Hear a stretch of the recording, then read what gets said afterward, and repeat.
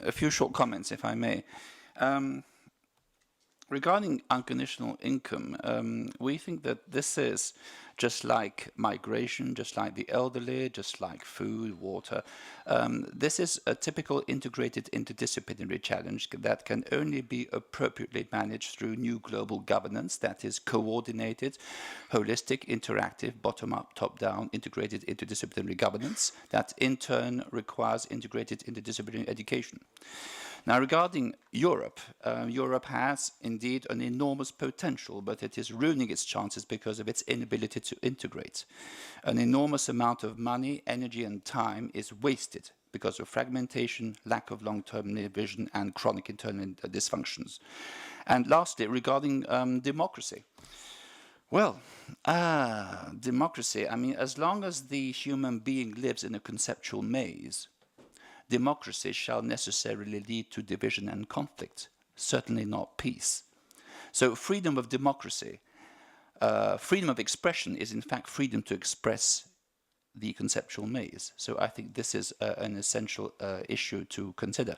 And if I make one last comment regarding taxes, tax justice.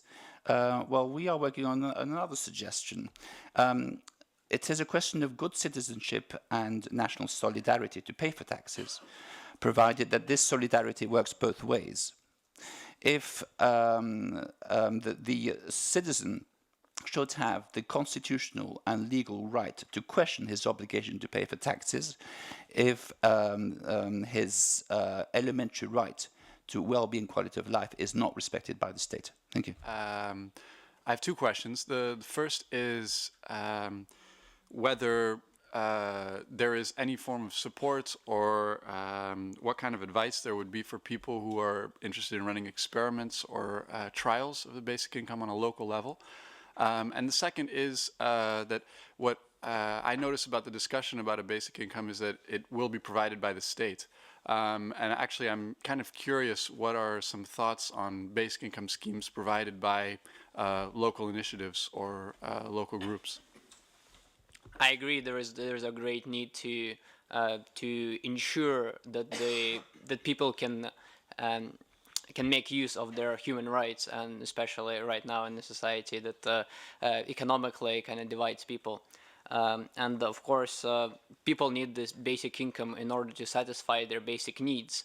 So there's a certain goods and money relationship as always. And that's the poverty, as Werner, you said, that there are rich people and the world is filled with unnecessary goods, whereas there is a lack of necessary products. So by taking, as has been said before, that there is a lot of rents that could be taxed, so taking the incomes that are not generating products or especially necessary basic products, we by distributing this wealth to people, we're increasing the power of consumers, of populations' ability to satisfy their basic needs. Without increasing the level of production of basic products, this creates a massive possibility for superinflation if we don't separate it. So that's in a kind of in an equal distribution concern. Of course, as Werner, you said, that we live in the market economy. So that means people who are able to be producers of these goods, they steal the producers. So by giving people ability to satisfy their consumer needs, it's not enough to able to fund them possibility to produce these needs themselves, because that creates a lot of expenses. Yeah, I'm coming to the end of it. Which basically means that people who, companies and corporations that are producing the products right now will still be able to produce them later, but people will be much greater demand for these products, making in the market economy prices rise a lot, and again redistributing the wealth back to richest having the more money and poorest becoming poor, even though people are given this point. So that's big superinflation is a big factor. Well, I think our citizens' consciousness is too less on all these subjects at the moment in Europe. In Holland, we have a basic income of 160 euros, and I think we should go to Geneva for human rights questioning. And on the other hand, the resources are like in Athens, are too little, and we don't have a movement in Europe who is conscious of the very small income we have by the poor, and we don't have charity in this sense for each other. We could do much more together to share our housing, to share food, to share clothing, and I think we don't go in the action. We are not academic really, but not concrete, immediately concrete. And that has to do also with local democracy in cities, in villages, and with fertility of the bottom,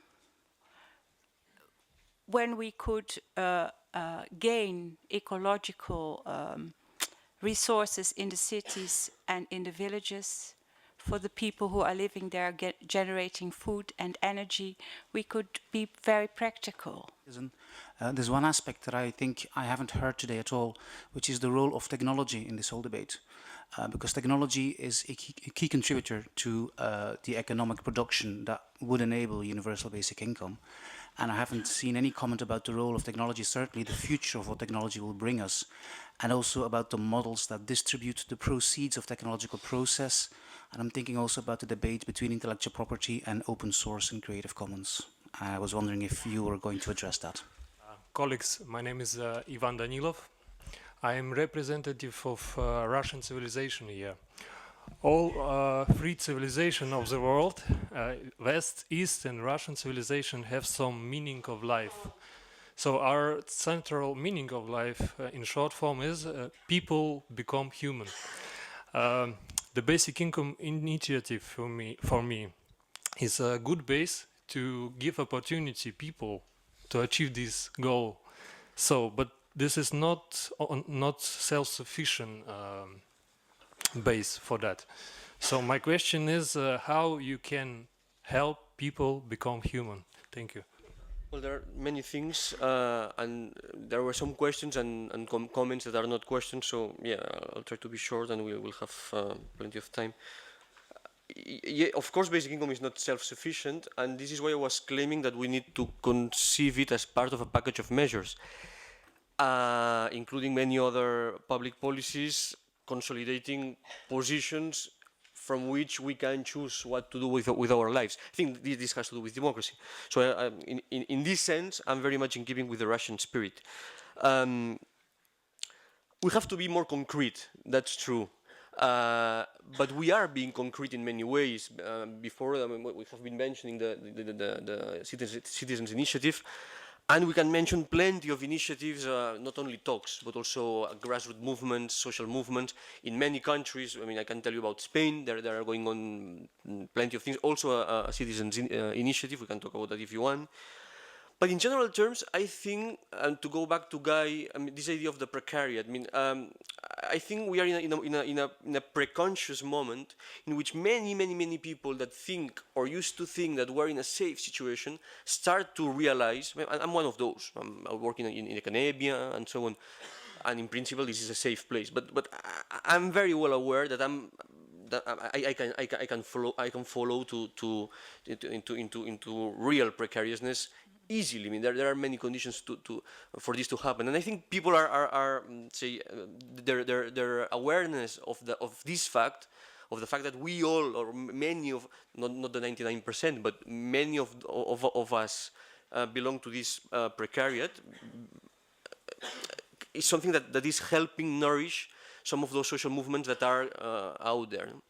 Of course, I don't think that we will achieve basic income by persuasion, going to the parliament and say, you have a very good idea, and then people would say, okay, you're right. No, I mean, there's bargaining power at stake, and many people, I mean, this is not a win-win situation.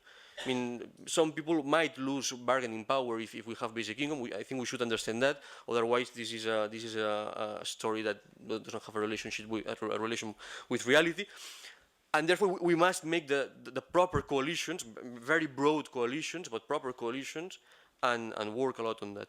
I go fast. Daniel, the experiments thing. Today we will have, I don't know what I'm referring so much to guys standing, because I mean, but today we will have a session with guys standing on experiments in India and maybe in other countries. There are experiments, for instance, in Namibia, for instance, in Brazil, and I think we can learn a lot about that. But could we conceive non-state-based forms of basic income? I think we can do, and in fact, they are going on, at least as experiments. But I think the right-based approach is very, very important. So I think that the role of state in consolidating such a policy is crucial. This does not mean excluding people from the running of such a policy. And in fact, this is one of the reasons why I criticize the Alaska's basic income scheme, which is something that's very good in many senses, but I think it lacks other things. Among them, the fact that people can decide how it works, and to a great extent. So we can include people into state reinforced basic income schemes, but I think that they should be state because they should be right-based approaches to basic income. Otherwise, we can have plenty of interesting experiments and end up with the big society David Cameron is suggesting to us. No, you people, the people can do plenty of things and just self-manage things, and for instance, some basic income schemes in your municipality. That's important. That can be important, but if this is the whole story, I think this is, well, neoliberal hell. Yeah, I'll leave it here. That it's important to be concrete, and that it's important to find points where you can start yourself on a local level, like transition town or urban gardening and things like this. But, and this is the other point, these things are important, but they are not enough. Not in a way that it's not enough such projects. There could be such projects in a number as you want. It would be not enough, because you need solutions for the whole society and not for small groups. And solution for a whole society, I tried to set it in my input, are closely linked to two things.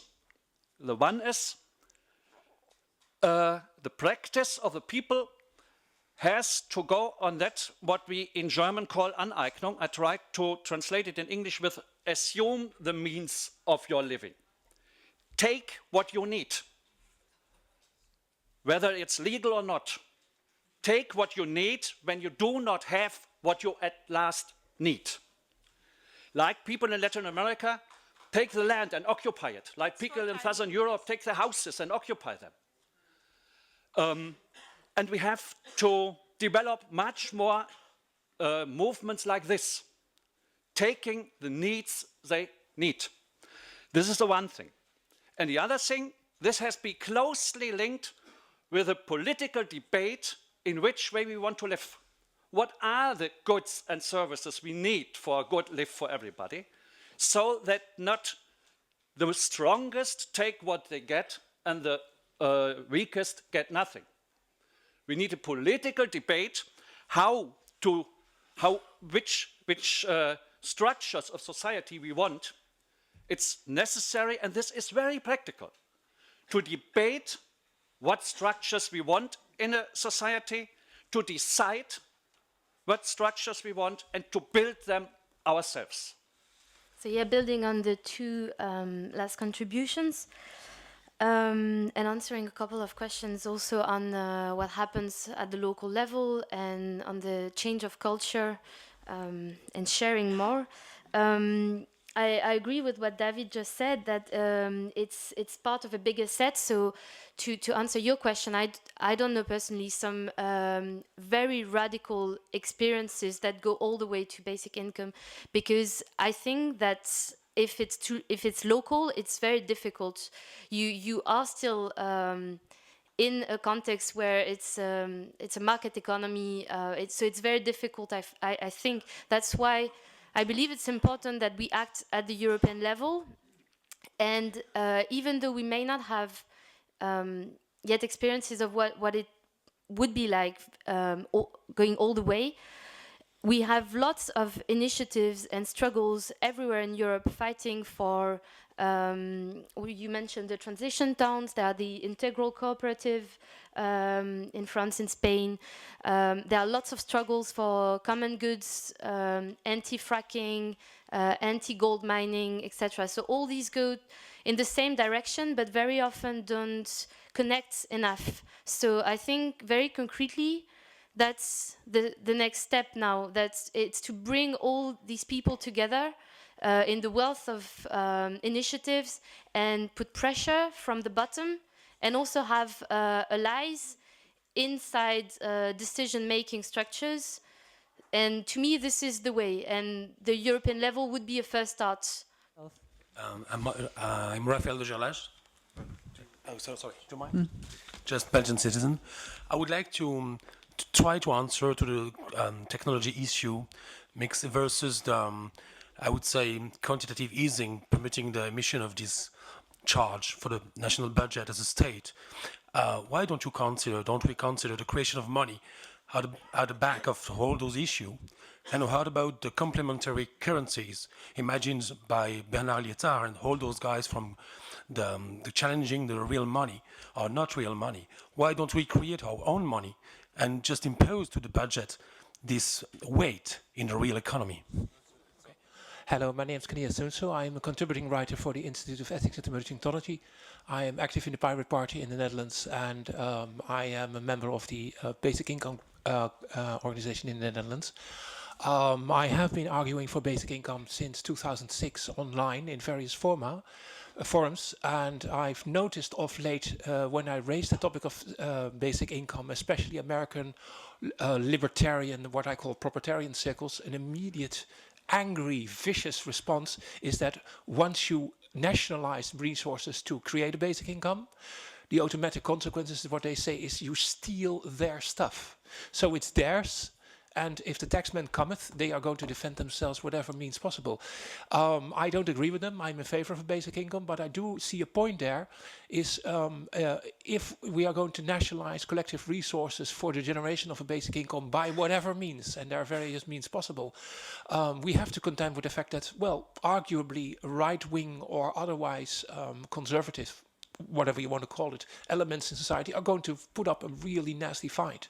And that worries me. So for this discussion, this is a problem.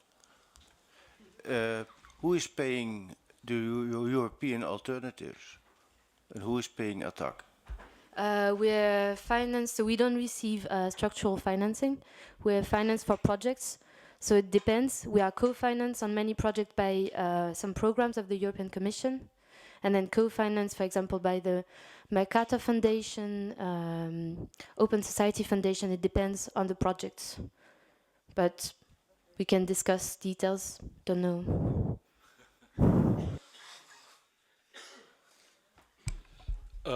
Attack is very openly the financing. We have our état, I don't know the English word.